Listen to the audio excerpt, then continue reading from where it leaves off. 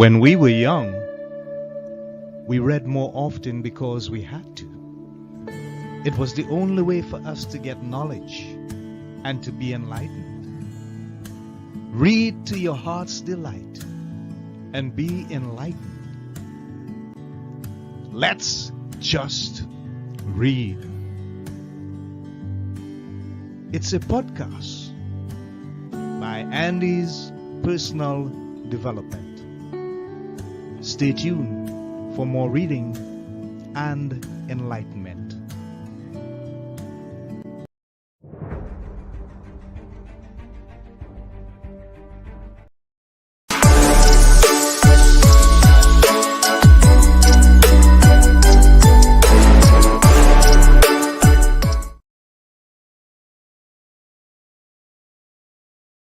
Welcome to this edition of Let's Just Read.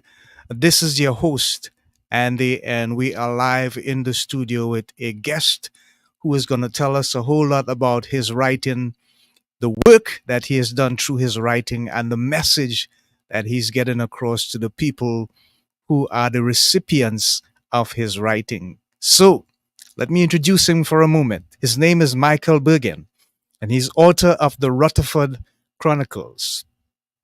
He was born in England and raised in Canada. Michael has spent his adult life in Europe and South Africa. His father was a Canadian soldier who met his wife, an English girl, in Croydon, south of London, during World War II. And there are so many more things that I can say about this amazing author, but we'll leave that information up to him as we introduce him live in the studios of Let's Just Read to speak about his writing and the work that has come through his writing. Let's welcome Michael G. Bergen. Welcome, Michael. Thank you. Thank you, Andy. Great to be here. And thank you. You're very welcome. We appreciate you. Good to see you again. And glad to have you here on Let's Just Read. So, I have just said a little bit about your history, but maybe you can help us understand more, as far back as you can recall, about yourself as an individual growing up. And when did it dawn on you? When did you realize that you had the gift to write in the manner in which you have written thus far? Okay. Yeah. Thank you. And I love your introduction. I think the objective to just read is a fantastic thing. And I started young and I'm still doing it. So I really believe in that very strongly. Mine is a long story in a way. And you gave a very good introduction. I was born in England. When I was 7 years old, I went back to England from Canada, and I met my grandfather, whose name was Joseph Rutherford. He was my mother's father. Okay, and I spent a summer with him and other relatives, and got to know him and what have you. But of course, he never talked about any of the wars that he had been involved in or any of the troubles he had had in life. It was a very joyful time, and it was just he had a wonderful sense of humor, and I just loved the old man. Anyway, then a little bit later in my fourth grade, so when I was 10 years old, I think that I had a teacher, an amazing teacher. He had been, in fact, it was in Canada. He had been a soldier and taken captive by the Japanese during the war, and spent the war, or a good part of the war, in a Japanese prisoner of war camp in Asia somewhere.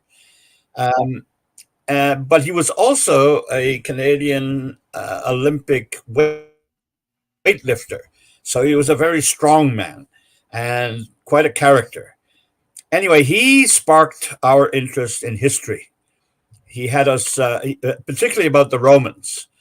And he had us build a Roman fort in the back of the classroom, and which we enjoyed doing it with popsicle sticks. I don't know if you know what those are from lollies, I do. That you eat. Yes. So we made this fort, and he told us all about the Romans and particularly in England and so on and so forth. So that that sparked my interest, which lasted a lifetime, in history. And history became one of my favorite topics in school and carried with me through my entire life. As you say, I grew up in Canada. I was in the Royal Canadian Navy.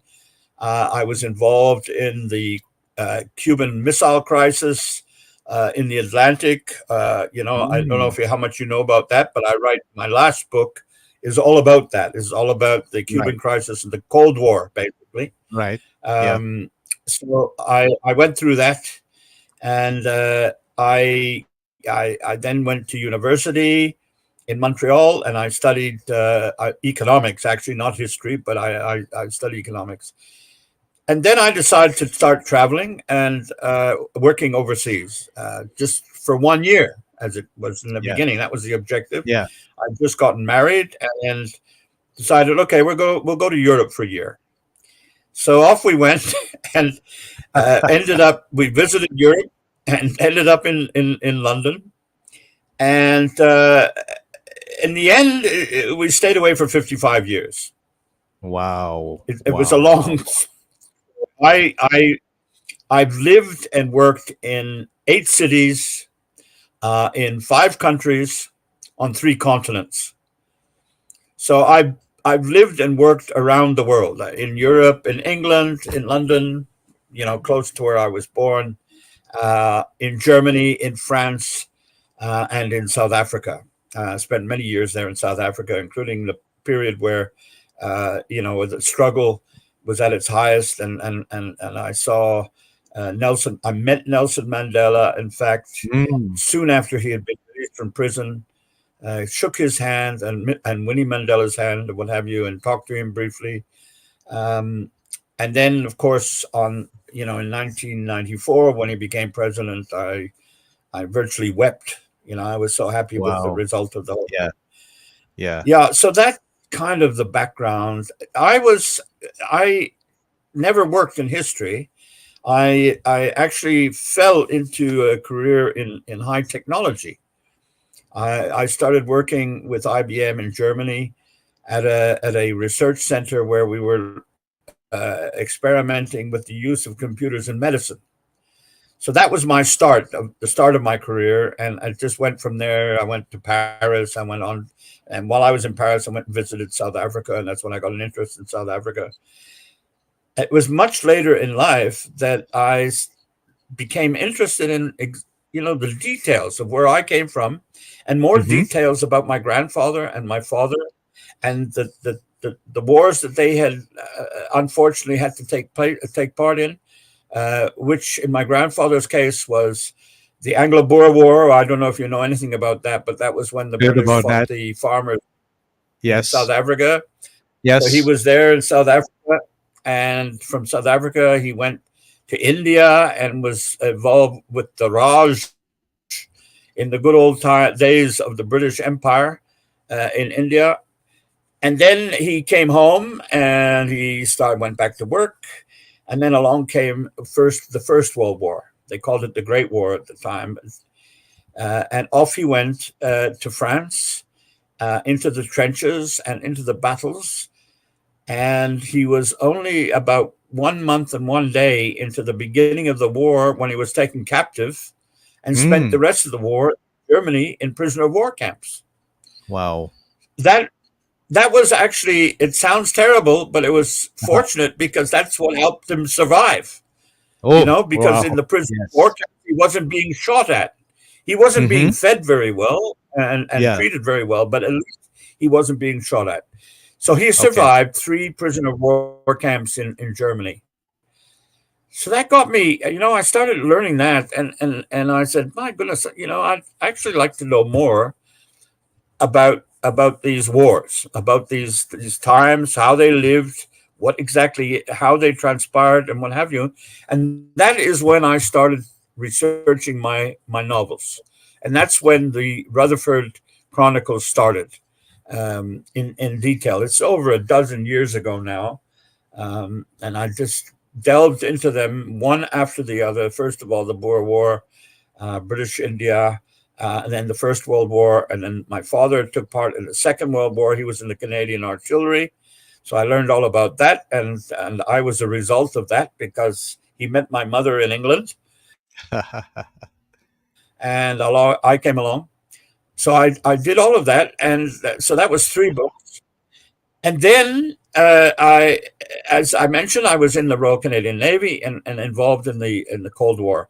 So I decided to write a book about that, a memoir basically of my time during the Cold War, because I didn't only see the Cold War in the Atlantic Ocean, and I had a couple of occasions there. I don't know if you know.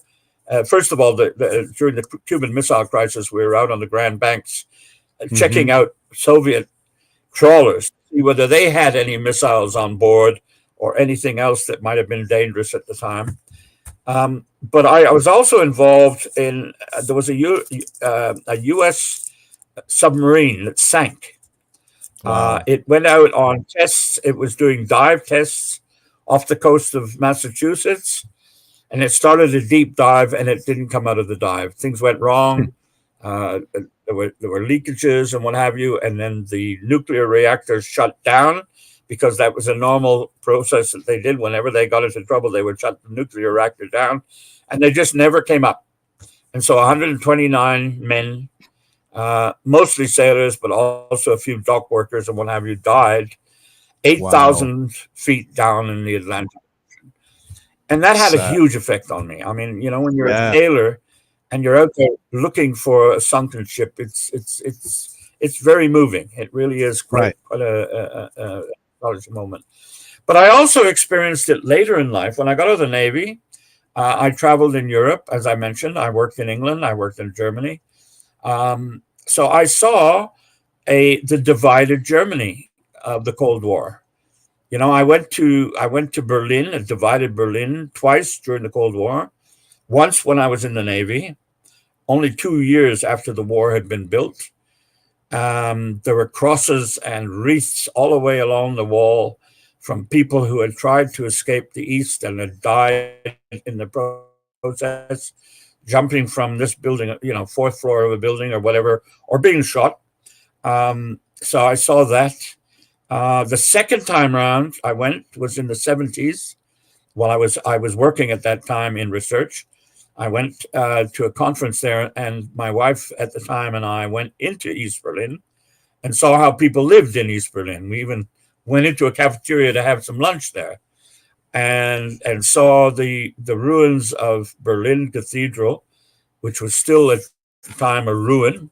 So they hadn't started recovering it. Today it's back to its former glory. Yeah. But we experienced the divide of Germany, both along the border. I mean, I saw it many times, and then in South Africa. Well, I consider the struggle as basically a proxy struggle of the Cold War, and the reason for that is the Soviets financed it. I don't know how Hmm. much you know Interesting. about the struggle. I, I Uh, I've heard there about it. were I've heard about it. there was a communist party, the South African Communist Party, Yeah. that went back a long way to 1922 or something. And Right. then there was the ANC, which is the governing, eventually became the governing party. They were Right. all supported financially by the Soviet Union, Hmm. and they went. A lot of the fighters, the struggle fighters, went to get training in Russia and Ukraine during the Soviet Union time. So Yeah. it was basically, as far as I was concerned, a Cold War struggle. The difference is there, in a strange way, uh, it was a positive outcome as far as I was concerned, because I was very anti-apartheid as a Canadian. I had in university a lecturer who told me how whites treated blacks in South Africa under apartheid, and his father, in fact, was an anti-apartheid politician. So from my college days, I knew a lot about the bad side of apartheid, and then to see it actually happening, be involved in it in the struggle, and then meeting Nelson Mandela and Winnie Mandela, shaking his hand soon after he got out of prison, and then eventually seeing him become president. It was an Yeah. amazing, amazing experience. So Wow. what I've done is I've wrapped up in a few minutes basically the stuff of my novels, my 4 novels. Starts with Yes. the Yeah. Boer War in South Africa, then the First World War, Second World War, and the South African struggle, all the way up to, as far as I was concerned, the Cold War ended officially in 1991. Well, back up a little bit. The Berlin Wall fell in 1989. The Soviet Union fell apart in 1991, so that was officially the end of Hmm. the Cold War. But Yeah. then, of course, with 1994, the election in South Africa, that was for me the real end of the Cold War. So that's it. That's my story. I can Yeah. go into a lot more than that, but that's the summary of the whole thing. My journey. Yeah. Yeah. What a fascinating journey and a story you have to tell, Michael, and the way in which you clearly Yeah, recall the details, that impresses me a lot. You know, the thing about it is when I look at the information, it says that you had visited over 44 countries, correct, 300 cities, correct. and countless towns and villages worldwide. And I can imagine the effect that these things would have That's had right. on you. Go ahead. Well, those are the ones I remember. Many I don't remember. But yep, Yeah. So I just want to share this picture with you.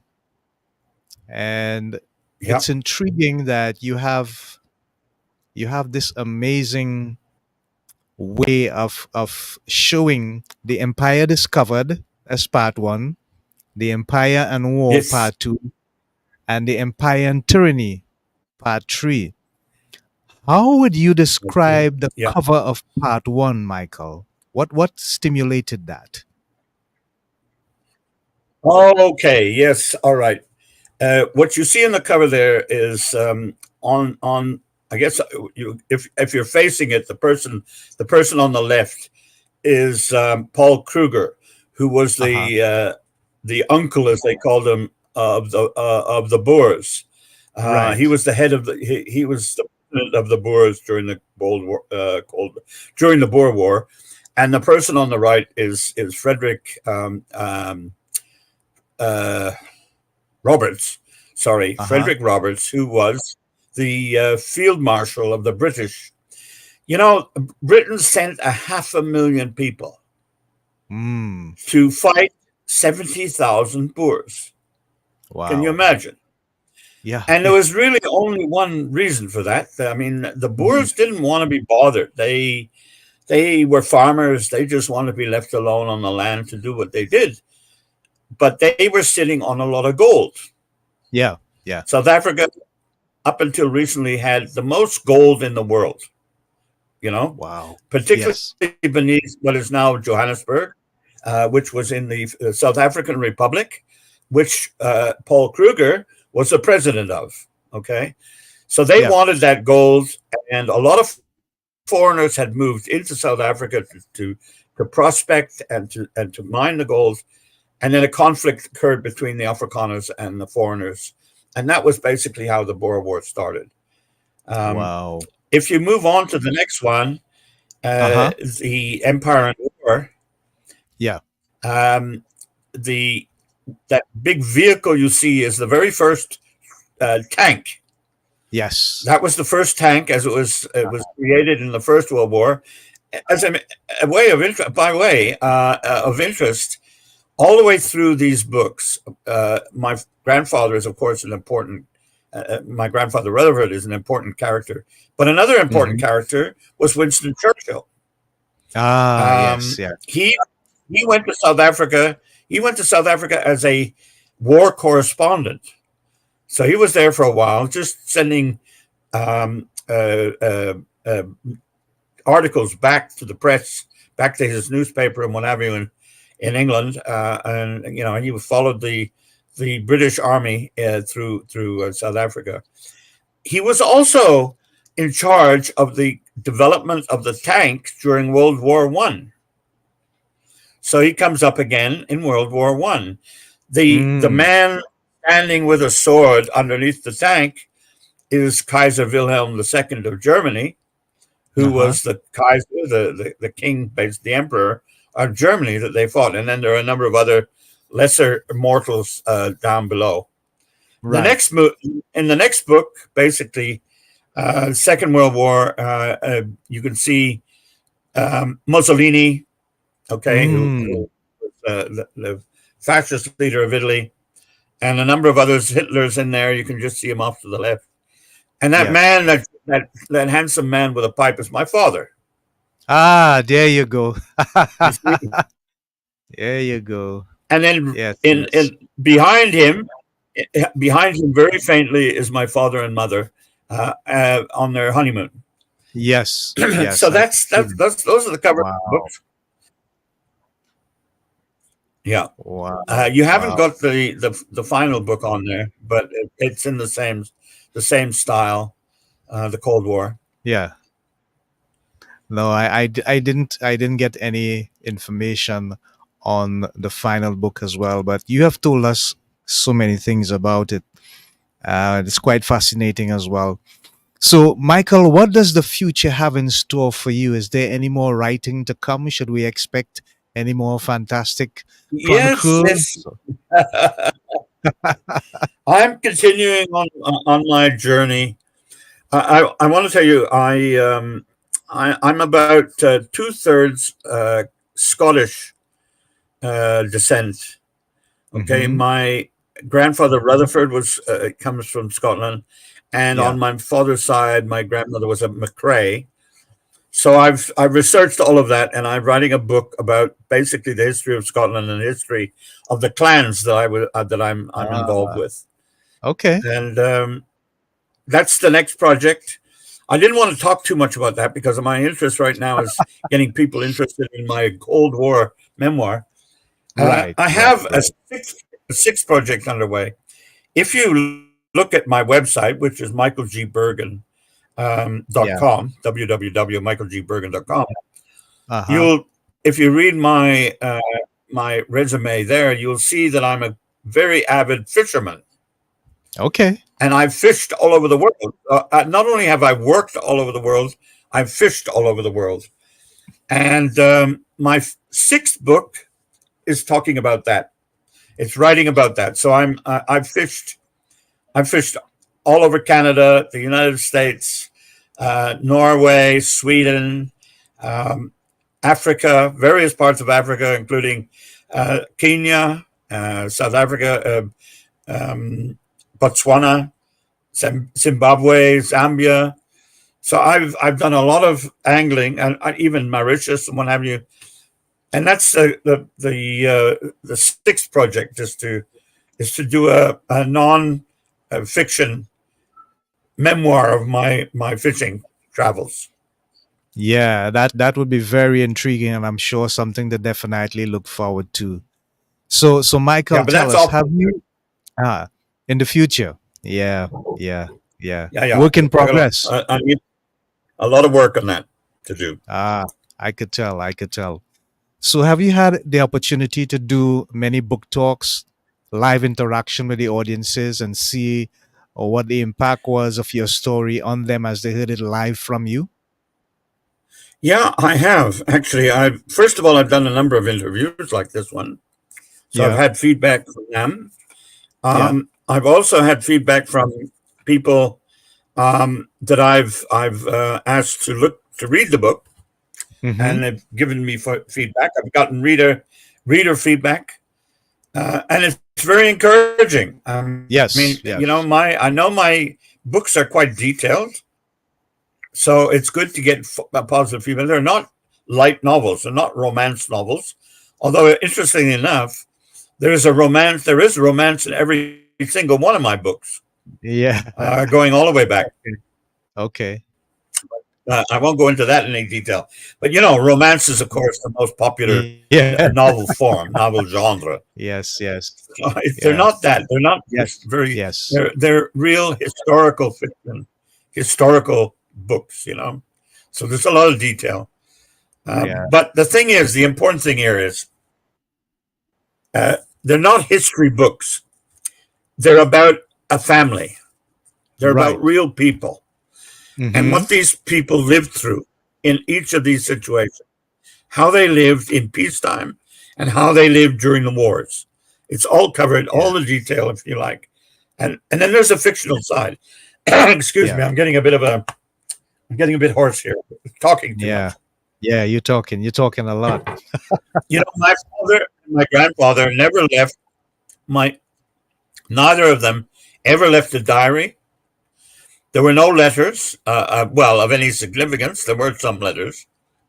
Um, uh, so I I had to actually. And they never talked about it. My father wouldn't talk about the war. My grandfather wouldn't talk about the war, and that's typical of soldiers. Actually, when they've come back from war, they don't want to talk about it. They've suffered. They've seen a lot of trauma, and when they leave war, that's it. They leave it behind. You know. So I had to dig into it and find out the detail. And fortunately, I found good books, historical books, which gave me that information. And then I had to fill in the gaps with some fiction, with some poetic license, if you will, Ah. which is, historical fiction, basically. Oh. So they didn't. So You didn't get them that's to. how it Yeah. transpired. That's how it all. So you didn't get them to validate anything that you had discovered from the books or the research that you would have done. No, I'm afraid they departed quite some time ago. So Yeah. I couldn't get their input on that. This is a sad thing, and I think this is true of so many people. When you're young and you're busy in life and you've got a career and you're involved in raising a family and all those sorts of things, you don't think about it too much. Yeah. You know your grandfather fought in that war, your father fought in the war, but you don't give it a lot of thought. Yeah. Yeah. We talked about it occasionally, my father and I, not very often, but occasionally, but he didn't divulge a lot of information. Okay. So, and then I only started really getting into this about a dozen years ago, Right. Right. and they were Yeah. long gone, all of them. Yeah. Yeah.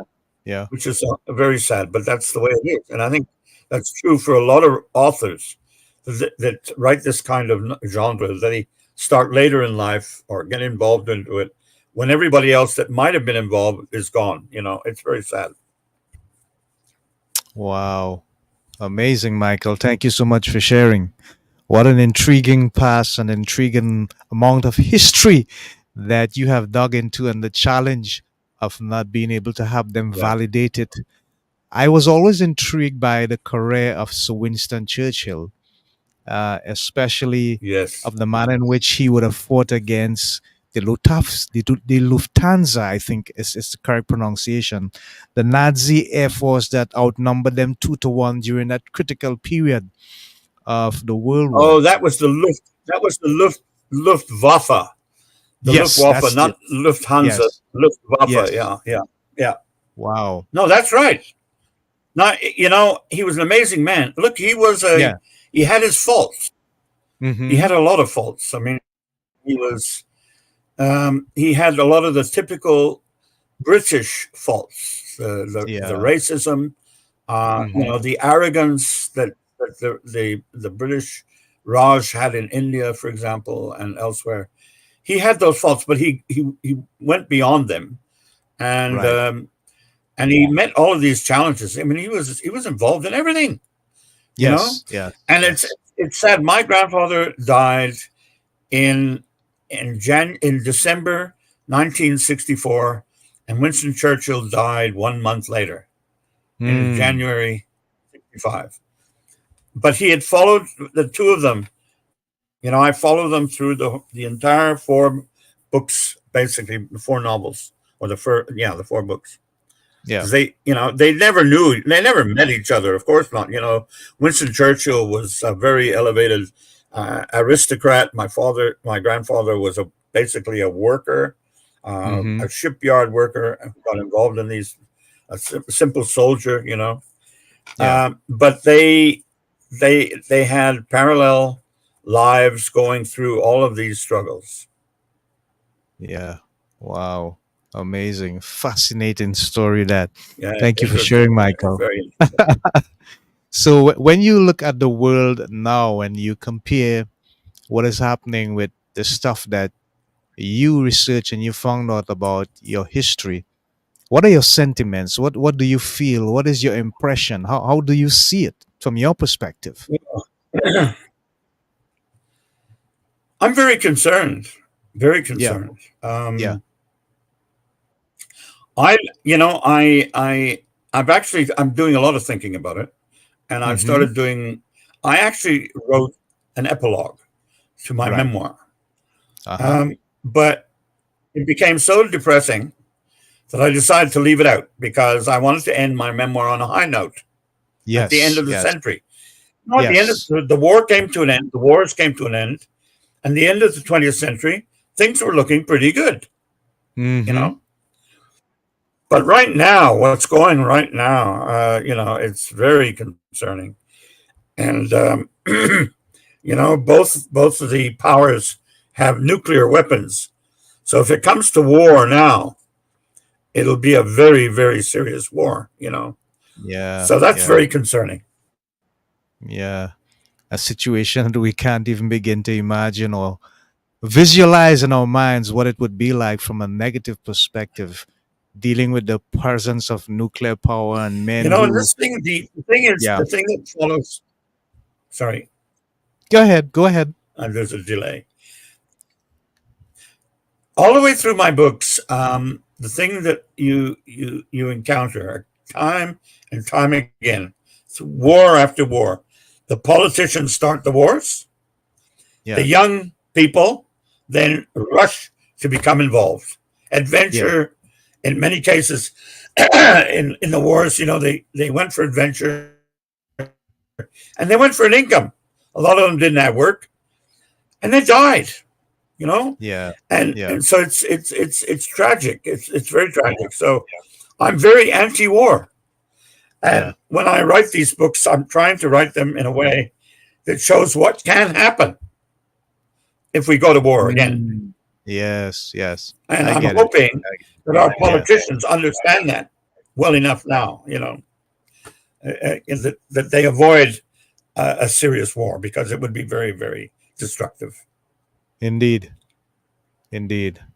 Wow. So I'm just going to put up some information on the screen there, but I want you to tell the people how they can get your books and what is the most effective way to make contact with you concerning the books. Yeah. MichaelGBergen.com, www.michaelgbergen.com. You don't have there. That's my website. And I also have a means on the website where they can contact me, send messages to me, and I respond. But also the books can be bought on the website. So that's an Right. important meeting point. Yes, I'm on Facebook. I'm on Twitter and what have you. But michaelgbergen.com is a key place to go and take a look. My bio is there. All of the books, the descriptions of all the books are there. And then there's the blob, excuse me, the blob or and the contact capabilities that are there as well. Okay, great. Thank you for sharing, Michael, and thank you for being an engaging and forthright guest. You're very vulnerable and realistic with the information, especially about the Rutherford Chronicles, most of the history being with your family involved and so on. And I was Yep. glad that you were able to get that information. We were having about 3.5 visitors during the time of the discussion, and I see a thumbs up, so it means that someone has appreciated the information you were sharing and liked it. We thank you for your support Good. out there as well as you continue to follow the work of Michael. He's gonna have some stuff coming out soon, but he's keeping a lid on that for the time being. So until then, we'd like to thank him for being our guest on this podcast. Let's just read and speak about his work that he's been doing and the history of what he had to go through in terms of the research and getting the information and finding out things about the past. Very intriguing, very interesting. So you heard him. www.michaelbergen.com is the most efficient Michael place to G. go. You Bergen. can get Michael G. G Bergen. G Bergen, right. Don't forget that. Michael Bergen. Michael G. www.michaelgbergen. Yeah. You follow that by his website .com. and you'll Yeah. be able to get, yeah, you'll be able to get the books and so on. So thank you so much. Until next time, this is Andy of Andy's Personal Thanks, Development Andy. Live Thanks for the in opportunity. Let's I Just enjoyed Read. that too. Sorry about Thank you, my Michael. throat drying up. Thanks. That's all right. Thank you very much for being here. Bye for now, folks. Okay. Thank you. Bye.